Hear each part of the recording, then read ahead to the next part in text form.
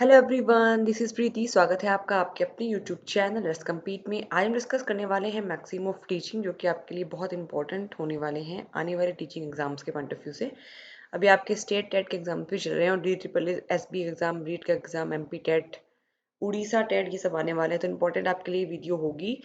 आज हम डिस्कस करते हैं कुछ मैगजीन्स ऑफ टीचिंग को। देखो, मैगजीन ऑफ टीचिंग का मतलब बेसिकली क्या होता है, मतलब ये होता है कि एक तरीका होता है पढ़ाने का हर चीज़ को, तो वही आप मैगजीन्स ऑफ टीचिंग के अंदर रखते हैं। मतलब किस तरीके से आप बच्चे को पढ़ाओगे कि वो बिल्कुल आसानी से चीज़ों को समझ पाए। ठीक है, तो उसके लिए सबसे पहले हम देखते हैं, फर्स्ट हमारा जो मैगजीन ऑफ टीचिंग दिया गया है वो है नोन टू अननोन, मतलब है ज्ञात से अज्ञात क्यों। मतलब बच्चे को आपको जो चीज़ें आती हैं पहले उन्हें पढ़ाएं और उसके बाद जो चीज़ें नहीं आती हैं पहले उन्हें पढ़ा उसके बाद उनको पढ़ाएं। मतलब डायरेक्टली आप अननोन चीज़ें बच्चों को पढ़ाओगे तो वो इतनी आसानी से सीख नहीं पाएगा। ठीक है, अब देखते हैं इसमें क्या लिखा हुआ है। Teaching should be carried on what the student know either in their native language और इन इंग्लिश। मतलब बच्चों को जो है उसकी मातृभाषा में क्या चीज़ें आती हैं। अगर मैं स्पेसिफिकली इंग्लिश की बात करूँ तो इंग्लिश में इसको क्या क्या चीज़ें आती हैं, पहले टीचर को वो चीज़ें पता होनी चाहिए। जब टीचर को पता रहेगा कि हाँ, बच्चे को ये बेसिक नॉलेज है, ये बच्चा जानता है, उसके बाद आप वो चीज़ें पढ़ाओगे जो बच्चा नहीं जानता है। जैसे एग्जाम्पल लेते हैं, अगर हमें बच्चों को प्रोनाउन पढ़ाना है तो ऑब्वियस सी बात है बच्चों को पहले नाउन आना चाहिए, बिकॉज ये एक दूसरे से कनेक्टेड है। अगर उसको नाउन ही नहीं आएगा तो प्रोनाउन के बारे में टीचर कैसे समझाएगा। तो वही चीज़ है known to unknown. The pronoun should be taught. Pronoun को तब पढ़ाना चाहिए when the learner has a knowledge of noun. जब बच्चों को जो है नाउन की नॉलेज हो उसके बाद आप प्रोनाउन पढ़ाएंगे, अननोन चीज़ें पढ़ाएंगे। तो पहले जो चीज़ें हैं वो पूछिए बच्चे से, नाउन क्या होता है, कैसे मतलब उसको आइडेंटिफाई करते हैं। जब वो बच्चों को आपको लगता है आती है उसके बाद आप उसको प्रोनाउन पढ़ाएंगे। ठीक है, नेक्स्ट हमारा देख लेते हैं मैक्सिम ऑफ टीचिंग। वो हमारा होगा simple to complex. Simple to complex का मतलब होता है, देखो एक बेसिक सी चीज़ है, अगर आप टीचिंग करने जा रहे हैं, टीचर बनने जा रहे हैं, तो सबसे पहले आप बच्चे को सिंपल चीज़ें पढ़ाएंगे, उसके बाद कॉम्प्लेक्स चीज़ें पढ़ाएंगे। पहले बच्चों के बेसिक्स मजबूत करेंगे और उसके बाद बच्चों को जो है डिफिकल्ट चीज़ें पढ़ाना शुरू करते हैं। तो बस वही चीज़ है, सिंपल टू कॉम्प्लेक्स है, बेसिक सी चीज़ है, ज़्यादा कुछ इसमें है नहीं। तो simple things and vocabulary should be taught first. अगर मैं इंग्लिश की बात करते हैं हम स्पेसिफिकली, तो पहले छोटी चीज़ें पढ़ानी चाहिए, सिंपल वोकेबलरी बच्चों को पढ़ानी चाहिए, उसके बाद पढ़ाने चाहिए कॉम्प्लेक्स स्ट्रक्चर्स और कॉम्प्लेक्स वोकेबलरी आइटम्स। ठीक है, अगर मैं स्पेसिफिकली इंग्लिश की बात करते हैं तो। ठीक है, मतलब देखो एक तरीका बताती हूँ मैं। अगर आपको इंग्लिश में बच्चों को डायरेक्ट इनडायरेक्ट पढ़ाने हैं तो क्या आप डायरेक्ट इनडायरेक्ट डायरेक्टली पढ़ा देंगे? नहीं, ऑब्वियस सी बात है, पहले आप बच्चों को टेंस की नॉलेज तो दो। जब बच्चे टेंस सीखेंगे, उनको present indefinite, present continuous, future indefinite, ये सब टेंसेस के बारे में जानकारी होगी, उसके बाद एक्टिव पैसिव सीखेंगे, उसके बाद डायरेक्ट इनडायरेक्ट सीखेंगे। तो एक क्रम होता है चीज़ों को सीखने का, सिंपल चीज़ें पहले, उसके बाद कॉम्प्लेक्स। चलिए नेक्स्ट हमारा आता है कॉन्क्रीट टू एब्स्ट्रैक्ट। कॉन्क्रीट का मतलब होता है मूर्त चीजें, एब्स्ट्रैक्ट का मतलब होता है अमूर्त चीजें। मतलब पहले बच्चों को आपको कॉन्क्रीट चीजों से पढ़ाना है, उसके बाद एब्स्ट्रैक्ट की तरफ लेके जाना है। अब देखते हैं कॉन्क्रीट चीजें बेसिकली क्या होती है। देखो, concrete things are real things which can be seen and felt by our senses. Concrete चीज़ ऐसी चीज़ होती है जो आंखों से देखी जा सकती है, पहली बात। दूसरा, जिनको आप फेल्ट कर सकते हो अपने सेंसेस के द्वारा। बेसिकली अगर मैं बात करूँ पढ़ाई की, तो जितने भी आप टीचिंग एड यूज़ करते हो ना, वो सारे कॉन्क्रीट ऑब्जेक्ट होते हैं, जो बिकॉज बच्चा को क्या कहता है, देख सकता है। तो ऑब्वियस सी बात है, जब आप टीचिंग एड से पढ़ाते हैं, ऐसी चीज़ों से पढ़ाते हैं जो बच्चे देख पाते हैं, तो ज़्यादा टाइम तक वो रिटेन कर पाते हैं चीज़ों को। एब्स्ट्रैक्ट चीज़ें वो चीज़ें होती है जो सिर्फ इमेजिनेशन में होती है, can be just imagine.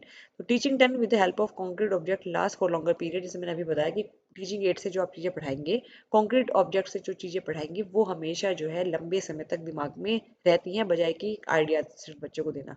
Example क्या है, learner can imagine a golden apple only if we seen an apple. ये सिर्फ एग्जाम्पल दिया है कि अगर मैं बच्चों को कहूँगी गोल्डन एप्पल आप जो है इमेजिन कीजिए, तो वो तभी इमेजिन कर पाएंगे जब उन्होंने एक्चुअली एप्पल को देखा होगा। एप्पल माने सेब, कॉन्क्रीट ऑब्जेक्ट है, जब आप उसको देख पाते हैं, उसकी छवि आपके दिमाग में बस चुकी है, उसके बाद आप सिर्फ इमेजिन करोगे कि हाँ भाई गोल्डन एप्पल ऐसा दिखाई देगा। ठीक है, तो कॉन्क्रीट से ऑब्स्ट्रैक्ट की तरफ जाएंगे, एब्स्ट्रैक्ट की तरफ जाएंगे। मतलब हमेशा बच्चे को जो है पहले आप टीचिंग एड से पढ़ाएंगे, उसके बाद जो है ऐसी चीज़ें बताएंगे जो उसके इमेजिनेशन में होती है। ठीक है, चलिए जी नेक्स्ट हमारा आता है एनालिसिस टू सिंथेसिस। मतलब पहले आप बच्चों को एनालाइज करवाएंगे चीज़ें और उसके बाद निर्माण करना सिखाएंगे। ठीक है, सिंथेसिस। चलिए देखते हैं क्या लिखा है इसमें।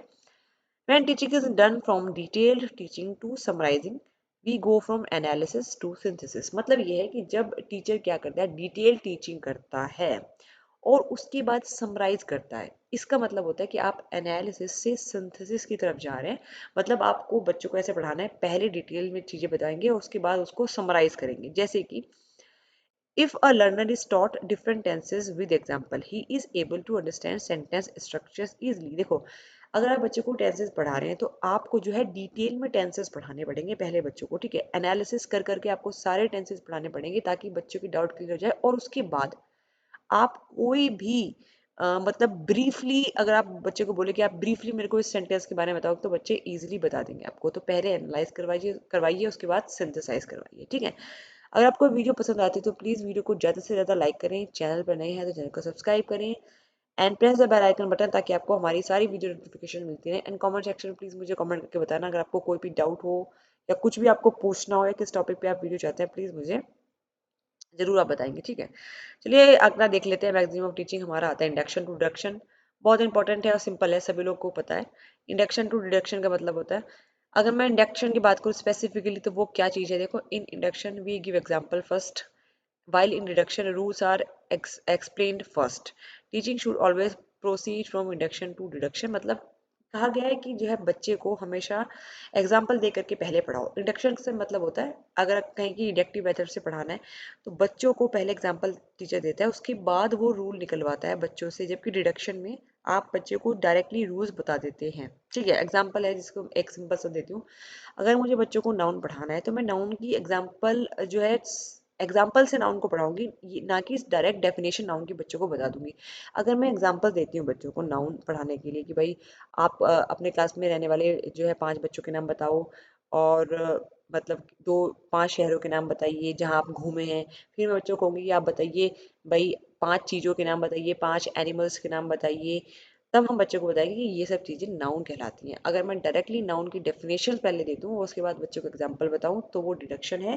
तो उससे बच्चे जो है डिफिकल्टी से सीखते हैं। इंडक्शन से सीखी हुई चीज़ें बच्चों को देर टाइम तक याद रहती हैं।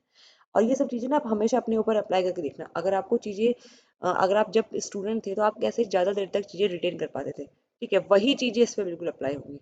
नेक्स्ट हमारा आता है, लास्ट आता है साइकोलॉजिकल टू लॉजिकल। मतलब हमें बच्चों को साइकोलॉजिकल टू लॉजिकल जाना चाहिए। मतलब पहले बच्चों को का जो दिमाग है उसका स्तर आप देखें, उसके स्तर से पढ़ाएं और उसके बाद आप लॉजिकल चीज़ों की तरफ जाइए। While teaching, the interest, aptitude and capacities and difficulty level of learner should be kept in mind। देखो, जब आप बच्चे को इंग्लिश पढ़ा रहे हो या कोई भी सब्जेक्ट पढ़ा रहे हैं तो बच्चे का इंटरेस्ट, उसका एप्टीट्यूड, उसकी कैपेसिटी, उसका डिफिकल्टी लेवल आपको ध्यान में रखना पड़ेगा। उस हिसाब से आप पढ़ाओगे। मतलब अगर मैं बात करूँ कि 5th क्लास के बच्चों को आप डायरेक्ट इनडायरेक्ट नहीं पढ़ा सकते, उनको सिंपल आप 10th से पढ़ा सकते हो, बिकॉज उन बच्चों का मानसिक स्तर उस लायक नहीं है। डायरेक्ट इनडायरेक्ट जो इंग्लिश में होता है, एक्टिव पैसिव होता है, थोड़ी हायर क्लासेस में पढ़ाए जाते हैं क्योंकि बच्चों का जो डिफिकल्टी लेवल होता है समझने का वो ज़्यादा होता है। इसलिए हमें साइकोलॉजिकल टू लॉजिकल हमेशा जाना चाहिए। एग्जाम्पल अभी मैंने आपको दिया है, नेक्स्ट एग्जाम्पल देख लेते हैं। Vocabulary and sentences should be taught keeping in mind the difficulty level of the learners and they could be arranged and explain in logical manner. देखो, वही है कि अगर आप इंग्लिश पढ़ा रहे हैं, अगर मैं वोकेबलरी की बात करूँ शब्दकोश, तो दूसरी तीसरी क्लास के बच्चों को आप छोटे छोटे शब्द बताएंगे, ठीक है, छोटे छोटे सेंटेंसेस मेकिंग बताएंगे, जबकि हायर क्लासेस में आपकी वोकेबलरी रिच होती जाती है। डिफिकल्ट वोकेबलरी बच्चों को पढ़ाओगे आप हायर क्लासेस में, डिफिकल्ट सेंटेंसेस पढ़ाएंगे, तो साइकोलॉजिकल टू लॉजिकल बच्चा जाता है, ठीक है। तो ये कुछ मैगजीम्स ऑफ टीचिंग हमको डिस्कस करने थे। इंपॉर्टेंट वीडियो है और छोटी सी वीडियो है और छोटा सा टॉपिक है, लेकिन इंपॉर्टेंट है, मेरे ख्याल से बहुत इंपॉर्टेंट टॉपिक होता है मैगजीम्स ऑफ टीचिंग। अगर आप टीचर बनने जा रहे हैं तो मैगजीम्स ऑफ टीचिंग तो डेफिनेटली आपको आना चाहिए। तो आई होप, मुझे बस यही डिस्कस करना था। आई होप ये वीडियो आपको पसंद आई होगी। फिर भी अगर आपको कोई डाउट है तो प्लीज़ मुझे कमेंट सेक्शन में ज़रूर बताएं। फिलहाल के लिए इतना ही, जल्दी मिलते हैं अगली वीडियो में, तब तक के लिए बाय बाय, टेक केयर।